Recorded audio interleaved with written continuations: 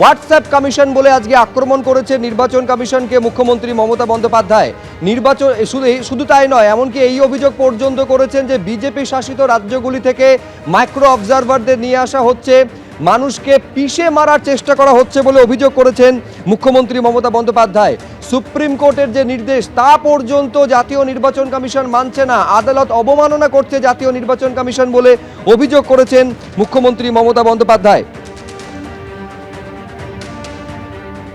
কমিশনের তরফে পাল্টা বলা হয়েছে যে রাজ্যের অসহযোগিতার কারণেই বাধ্য হয়ে মাইক্রো অবজারভার নিয়োগ করা হয়েছে। আমি আরেকবার সরাসরি চলে যাব সুপ্রিম কোর্টের সামনে থেকে, আমাদের প্রতিনিধি বিজেন্দ্র সিংহ রয়েছেন। বিজেন্দ্র, কি হলো কোর্টে? মুখ্যমন্ত্রী মমতা বন্দ্যোপাধ্যায় তার সওয়ালে ঠিক কি বললেন?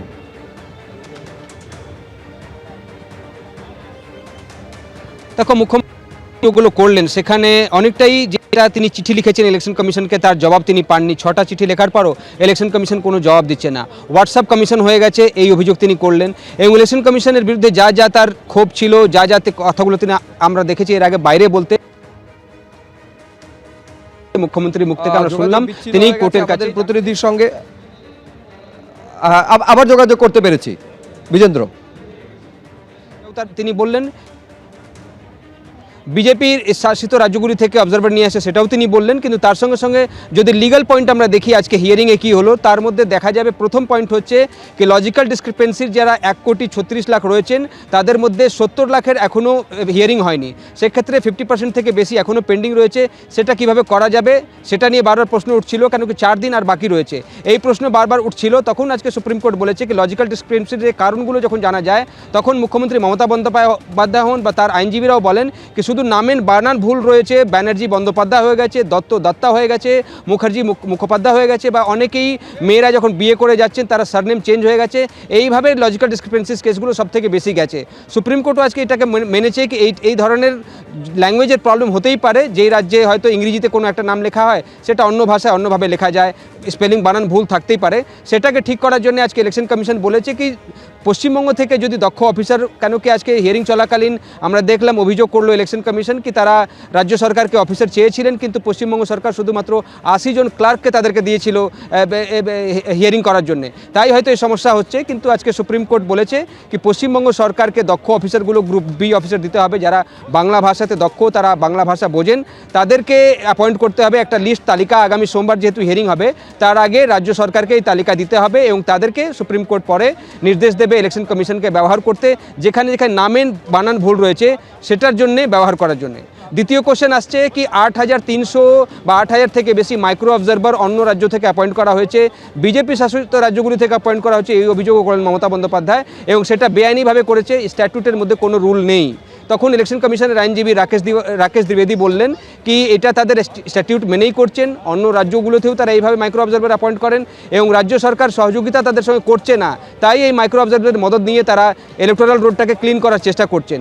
মুখ্যমন্ত্রী আজকে বলেন কি তারা পূর্ণ সহযোগিতা করছেন ইলেকশন কমিশনের সঙ্গে, যখন ইলেকশন কমিশন যা চেয়েছে তারা সাপোর্ট করেছেন। তার সঙ্গে সঙ্গে তিনি এই অভিযোগও করেন কি কাস্ট সার্টিফিকেট হোক, আধার কার্ড হোক বা ডোমিসাইল সার্টিফিকেট হোক, যেটা অন্য রাজ্যতে অ্যাকসেপ্ট করা হচ্ছে পশ্চিমবঙ্গে অ্যাকসেপ্ট করছেন ইলেকশন কমিশন। সুপ্রিম কোর্ট শুধুমাত্র এটা অবজার্ভ করে আজকে মমতা বন্দ্যোপাধ্যায় এই বক্তব্যের পর কি আধার কার্ড ইতিমধ্যে তারা অর্ডার রিজার্ভ করেছেন। এই বিহারে যখন হিয়ারিং ছিল বা যখন লার্জার ইস্যু এসআইআর নিয়ে হিয়ারিং হয়েছে যেটা কমপ্লিট হয়ে গেছে, অর্ডার রিজার্ভ রেখেছে সুপ্রিম কোর্ট, তখন চিফ জাস্টিস বললেন কি আধার নিয়ে তারা ইতিমধ্যেই অর্ডার রিজার্ভ রেখেছেন, তারা এই মুহূর্তে কিছু বলবেন না। যেহেতু আধার কার্ড যখন বানানো হয়েছিল সেটার একটা পারপাস ছিল, সেটাকে কি ভোটার কার্ড বানানোর জন্যেও শুধুমাত্র ব্যবহার করা যায় কিনা সেটা অর্ডার রিজার্ভ রেখেছেন, ফাইনাল অর্ডার তারা দেবেন। কিন্তু এই যে লজিক্যাল ডিসক্রিপেন্সি যেখানে নামের বানান ভুল রয়েছে সেটার জন্য সুপ্রিম কোর্ট বলা যেতে পারে আজকে একটা ইন্টারিম ইঙ্গিত দিয়েছে অর্ডারের আকারে। সেটা হলো কি পশ্চিমবঙ্গ সরকার দক্ষ অফিসার যারা বাংলা ভাষা জানেন তাদের একটা তালিকা ইলেকশন কমিশনের কাছে দেবে বা সুপ্রিম কোর্টের কাছে জমা দেবে। সেই তালিকা সুপ্রিম কোর্ট ইলেকশন কমিশনকে দেবে এবং ইলেকশন কমিশন সেই তালিকা অনুযায়ী ওই ব্যক্তিগুলোকে ব্যবহার করবে যাদেরকে লজিক্যাল ডিসক্রিপেন্সির আন্ডারে ফেলে দেওয়া হয়েছে, যাদের নামের বানান ভুল রয়েছে। কেন কি একটা কোর্টও আজকে অ্যাকসেপ্ট করেছে, চিফ জাস্টিস নিজে বললেন কি তার নামও হয়তো অন্য রাজ্যে অন্যভাবে লেখা যায়, তবে বাংলাতে যেভাবে তিনি লেখেন সেইভাবেই লেখা যায়।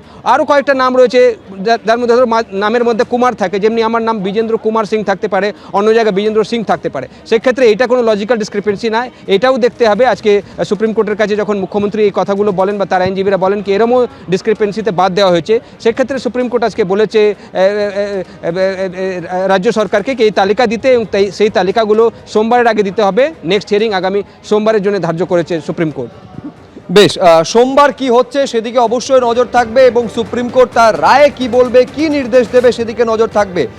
অন্যদিকে অনুপ্রবেশ নিয়ে রাজ্যে এসে বারবার মমতা বন্দ্যোপাধ্যায়কে আক্রমণ করেছেন নরেন্দ্র মোদী থেকে অমিত শাহ। আর মঙ্গলবার দিল্লিতে বসে মমতা বন্দ্যোপাধ্যায় বললেন, বাংলায় যদি অনুপ্রবেশকারীরা থাকে তাহলে কেন্দ্রীয় সরকার কি করছে। একই সঙ্গে সীমান্তে কাঁটাতার দিয়ে বেড়া দেওয়ার প্রসঙ্গে তিনি বললেন তার সরকার অনেক জমি দিয়েছে। সীমান্ত সুরক্ষা নিয়ে কথা উঠলেই বিএসএফকে নিয়ে প্রশ্ন তোলেন। কটাক্ষ করে বলল বিজেপি। घुसपैठिए इसलिए पसंद है क्योंकि वो इनके पक्के वोट बैंक है। वोट बैंक वो घुसपैठिए है, घुसपैठिए। This government says ঘুষপেটিয়া। বাংলায় অনুপ্রবেশকারী, হিন্দিতে ঘুষপেটিয়া। বছরের পর বছর ভোট এলেই বাংলাদেশের এই নাগরিকদের প্রসঙ্গ বারবার উঠে আসে পশ্চিমবঙ্গের রাজনীতিতে। কাদের মদতে তারা কাঁটাতার টপকে এপারে এসেছে, কাদের মদতে এখানে থেকেছে, রাজ্য সরকার দোষ দেয় কেন্দ্রের ঘাড়ে, কেন্দ্র দোষটা পায় রাজ্য সরকারের ওপর। এবারও ভোটের আবহে মোদী, শাহ, মমতা বন্দ্যোপাধ্যায়ের বক্তব্যে বারবার ঘুরে ফিরে আসছে ঘুষপেটিয়া অর্থাৎ অনুপ্রবেশকারীর প্রসঙ্গ। দিল্লি থেকে মোদী, শাহেরা বাংলায় এসে আক্রমণ করেন, আর এবার দিল্লি গিয়ে তাদের নিশানা করলেন Mamata Bandyopadhyay. Always this government says घुसपैठिया। अगर घुसपैठिया बंगाल में है तो आप लोगों ने क्या किया? बॉर्डर किसका हाथ में है? बीएसएफ। हमारे हाथ में तो कुछ नहीं है। पहले तो ये लोग बाहर से जो आते थे उसका डेटा शेयर करते थे, लेकिन 10 साल से बंद कर दिया। Even I have written letter to Prime Minister. After this Bangladesh turmoil, they brought some people, and I told him that you know all these things. They came with their aviation or railway. It was within the knowledge of customs and others. 100% Bangladesh সন্নিহিত সীমান্তগুলি ত্রিপুরা, মেঘালয় এবং আসামে fencing বা কাঁটাতারের বেড়া বা সীমান্ত সুরক্ষা সুনিশ্চিত হলেও পশ্চিমবঙ্গে এই কাজ হয়নি। মাঝে মাঝেই যখন সীমান্ত সুরক্ষার প্রশ্ন আসেন, তৃণমূল নেত্রী, রাজ্যের মুখ্যমন্ত্রী কখনো লোকসভায়, কখনো বিধানসভায়, কখনো হাটে বাজারে, রাস্তায়, সমাবেশে বিএসএফ কে আক্রমণ করেন। কেন্দ্রীয় সরকার বারবার অভিযোগ করে তৃণমূল সরকার জমি দেয় না বলে বাংলাদেশ সীমান্তে এখনো পুরোপুরিভাবে ফেন্সিং দেওয়া যায়নি। সম্প্রতি অমিত শাহ রাজ্যে এসেও এই অভিযোগ করেছেন। এবার পাল্টা জবাব দিলেন মমতা বন্দ্যোপাধ্যায়। ममता बनर्जी भूमि दे या न दे, अप्रैल के अंत में भाजपा का मुख्यमंत्री 45 दिन में सारी बाढ़ का काम पूरा कर दे। We have provided so many lands, not only for border, but for coal sector, for oil sector, for SSB, for CRPF, for CISF, for railway. So whole land I cannot give right now. ও করে না border fencing পুরা। Cyril Radcliffe সীমান্ত রেখা টানার পর কোটি কোটি মানুষ এপার ওপার হয়ে গেছিলেন। আজও তার রেশ চলছে। দেশভাগ হয়েছে বহু দশক আগে, কিন্তু এখনো অনুপ্রবেশ চলছে। তখন ছিল আবেগ, এখন রাজনীতি।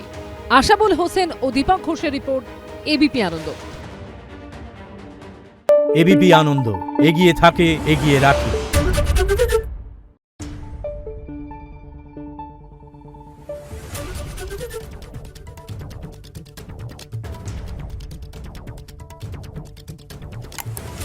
Thank you.